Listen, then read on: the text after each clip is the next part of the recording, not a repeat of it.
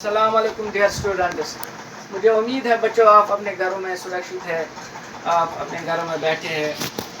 आप साफ अपने घर में रहिए और साफ़ सफाई का ध्यान रखिए। कुछ खाना खाने से पहले अपने हाथों को साबुन से धोइए। तो इससे क्या होगा, तो अगर आपके हाथों में जर्म्स होते हैं, हमारे हाथों में जो जर्म्स होते हैं वो साबुन मलने से मर जाते हैं, ख़त्म हो जाते हैं। तो बेटा मैं आपको आज टॉपिक पढ़ाने जा रहा हूँ। उस टॉपिक का नाम है गेटिंग नो टू प्लांट्स। हम प्लांट्स को कैसे जान सकते हैं, यहाँ हमें इनके बाद प्लांट्स के बारे में कैसे पता चलेगा। सबसे पहले मैं आपको ये बता दूँ, अगर हमें लेबल करना है किसी भी प्लांट पार्ट को, अगर हमें लेबल करना होगा रूट्स को, स्टेम्स को, ब्रांच को, फ्लावर्स को, तो हमें डिफरेंट कलर देने चाहिए। रूट्स के लिए कोई कलर मीन्स आप रूट्स के लिए रेड कलर यूज़ करते हो, आप स्टेम्स के लिए येलो कलर यूज़ करोगे, आप ब्रांच के लिए ब्लैक कलर यूज़ करोगे, आप फ्लावर्स के लिए मैरून कलर या पिंक कलर का इस्तेमाल करोगे। तो इन चीज़ों को हमें लेबल करना है ऑफ द प्लांट। तो कलर इस तरीके से होना चाहिए कि सारे पार्ट्स इनके शो हो जाए। क्योंकि आप कलरिंग कर रहे हैं, कलर कर रहे हैं, तो ये पार्ट्स शो होने चाहिए। तो पहले मैं आपको बताऊं हर्ब्स क्या होते हैं। Any plant with leaves, stems और फ्लावर्स, जिस प्लांट में पत्ते होते हैं, सीड्स होते हैं या उनके फ्लावर्स होते हैं, तो उनको हम हर्ब्स कहते हैं। और shrubs a woody plant which is smaller than a tree. Shrub उसको कहते हैं, एक वुडी प्लांट होता है जो पेड़ से छोटा होता है। Tree is a woody perennial plant. Tree बहुत बड़ा होता है और जिसकी एज बहुत होती है, 100 साल भी, 200 साल भी, 300 साल भी हो सकती है। हमारे पास बहुत सारे और भी प्लांट्स है, मीन्स क्रीपर्स है, जिनको हम जो रेंगते हैं, जिनका स्टेम बहुत वीक होता है, वो अपने मीन्स वो स्टैंड अपराइट पोजीशन में नहीं आ सकते। तो उनको, क्योंकि वो वीक होते हैं, उनको सपोर्ट की ज़रूरत होती है। तो बेटा मैं आपको ये बता दूं, आप अपने घर से बाहर निकलिए तो आपने अपने इर्द गिर्द बहुत सारे पेड़ देखे होंगे। इनमें कुछ पेड़ बड़े होते हैं, कुछ पेड़ छोटे होते हैं, कुछ मीडियम साइज होते हैं। बेटा पहले मैं आपको ये बता दूं कि प्लांट्स में जो प्लांट्स है ये अपना फूड कैसे बनाते हैं। तो इनको हम कहते हैं ऑटोट्रॉपिक। ऑटोट्रॉपिक वो होता है जो अपना खाना खुद बनाए। Means plants are autotrophs. They make their food with the help of sunlight. ये सनलाइट को ट्रैप करते हैं। तो सनलाइट को जब ये ट्रैप करते हैं तो ये इसमें एक प्रोसेस होती है, उसको कहते हैं फोटोसिंथेसिस। फोटोसिंथेसिस जब हो जाता है, जो ड्यूरिंग फोटोसिंथेसिस ऑक्सीजन रिलीज होता है, जो ऑक्सीजन को छोड़ते हैं, और तो उस तरीके से ये अपना गुज़ा तैयार करते हैं। तो बेटा प्लांट्स, बहुत सारे ऐसे प्लांट्स हैं जो अपना गुज़ा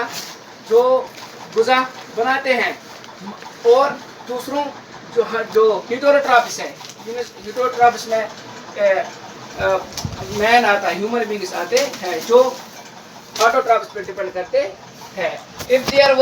If there are no autotrophs, then there would be no chance of survival for heterotrophs. बेटा जब ऑटोट्रॉप्स है उन पे निर्भर करते हैं हेटेरोट्रॉप्स। तो बेटा अगर हमें किसी भी हमें पेड़ के बारे में जानना है या ट्री के बारे में जानना है, तो हमें इसके लिए हमें इसकी ऑब्जर्वेशन करनी पड़ेगी।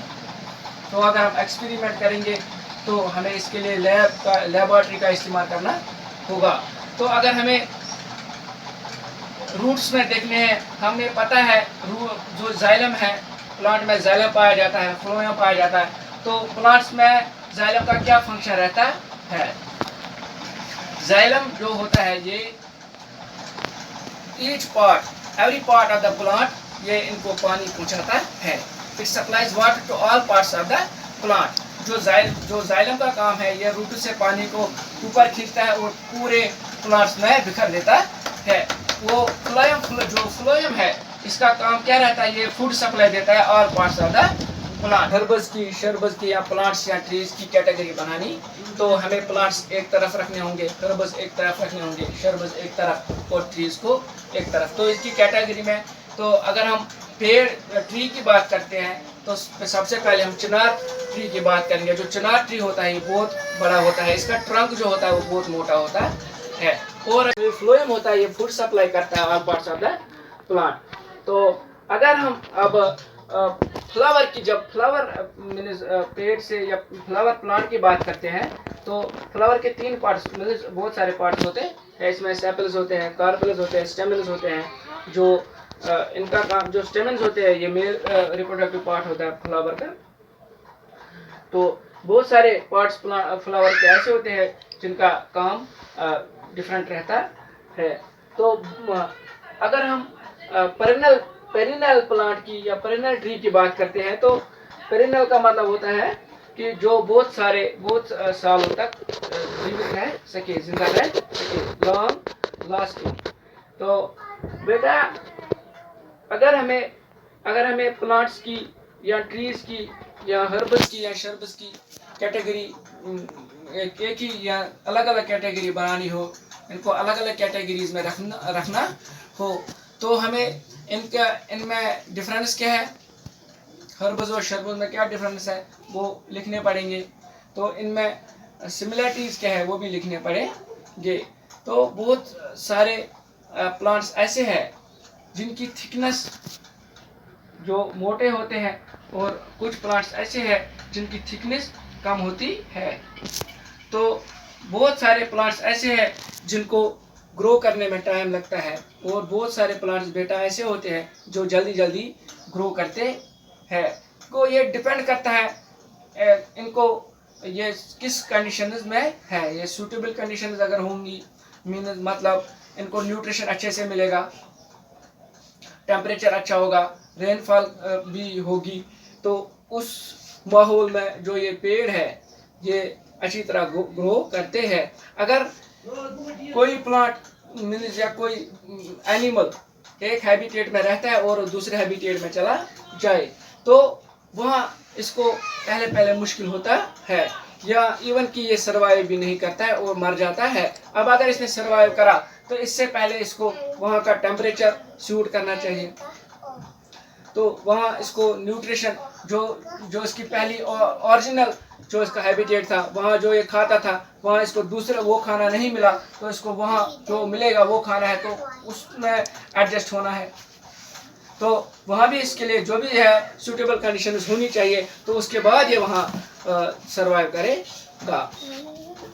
तो इसी तरह बहुत सारे प्लांट्स ऐसे हैं जो जिनकी पास करें प्लांट्स की प्लांटेशन करनी चाहिए।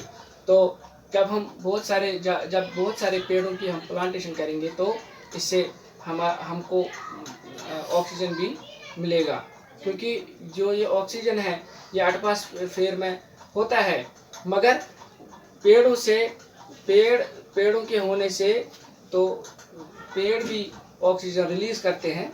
तो इससे ये साइकिल चलता है, क्योंकि जो ह्यूमन बींग्स है ये कार्बन डाइऑक्साइड रिलीज करते हैं और ऑक्सीजन लेते हैं, और जब हम जो ह्यूमन बींग्स कार्बन डाइऑक्साइड छोड़ते हैं ये पेड़ कार्बन डाइऑक्साइड को लेते हैं तो और ऑक्सीजन छोड़ते हैं। प्यूरिफिकेशन ऑफ जो एयर है वो भी इन पेड़ों से होता है, क्योंकि ये जो गैसेस होती है ये वो ऑब्जर्वेशन ऑफ हार्मफुल गैसेस करते हैं प्लांट्स। तो रोड साइड में भी हमें प्लांटेशन करनी चाहिए पेड़ों की, ताकि जो भी धुआं है ये उसको चूस लेते हैं, तो जिससे माहौल भी ठीक रहता है, इकोलॉजिकल बैलेंस को भी ठीक करता है। तो बेटा हमें चाहिए कि हम पेड़ों को लगाए और पेड़ों को बचाए। तो इसी उम्मीद के साथ मैं आपसे अलविदा देता हूँ कि उम्मीद है मुझे कि आपको आज का टॉपिक समझ आया होगा। इससे कल हम इसके आगे कंटिन्यू करेंगे। बाकी अल्लाह आपको खुश रखे। अल्लाह हाफिज़।